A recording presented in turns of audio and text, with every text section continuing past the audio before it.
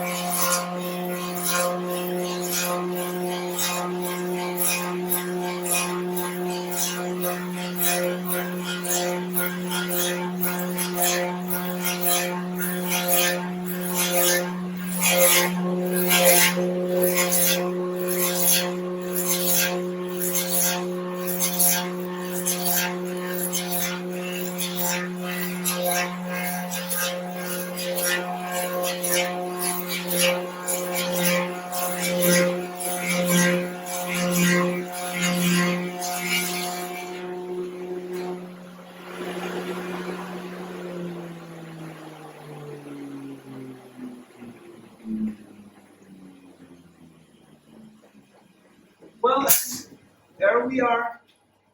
There we have the outside shape of a wooden shoe. So right now I will drill out the shoe on this machine here. Actually, it's the same system. Again, we will make a copy.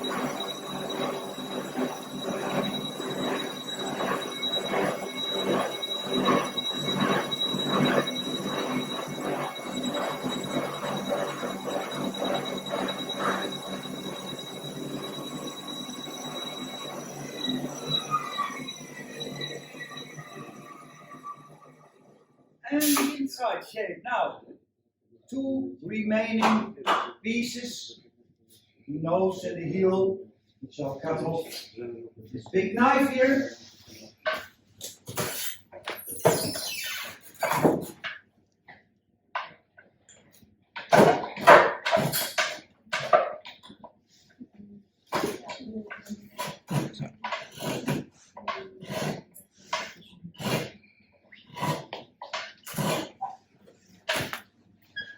And that's how we get the rough but final shape.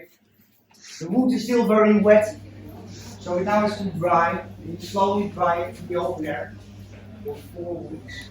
When dried, polish on sand, paper, belt, and then giving it as a souvenir to the lady over here. Inside later on, someone will write your name on there. Final result. Wooden shoe, pretty much like this one here. It's a size for a child of 1 year old. Might look big, but that's normal because we usually wear them big.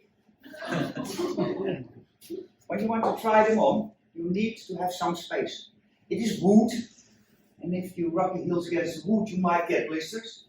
So a little bit bigger, 1 finger space, and we always wear them with thick woolen socks. Takes 2 days to get used to walking on them, but then they are very comfortable and just they feel like Nikes or Adidas. Here in the front we got some special shoes, nicely painted ones, with flowers and birds. Used for going to the church on Sundays. We've got them carved for the wedding. It was an old tradition that if a boy wants to get married to a girl, he had to carve her a pair of shoes which she would wear on the wedding day. So that took about 200 hours of carving. So enough time to think over if he really wanted to get married. And the girl always chose someone who could carve very well. So she didn't like the carving, no wedding at all. What more do we have? We've got shoes for skating. Shoes for the national Dutch soccer team. Now you understand why we never win. Used by fishermen to stand safely on the ice. Then we have this one here. And this is a smuggler's shoe. The Dutch people used to smuggle a lot from Belgium in the earlier days. Because in Belgium everything was cheaper. And then they would go with their goods back to Holland over the beach. But, well, then the Belgian police could easily find them because they could see their footprints in the wet sand. So that is why the smuggler had a pair of wooden shoes with the footprint turned upside down. It's like a smuggler walking this way, Belgian police going the other way. There's a little story on how we make wooden shoes. I invite you to go inside where you can try on the shoes. We have 22 different types of cheese for you to taste. Here's Piano trying on the wooden shoe which are called Clogs.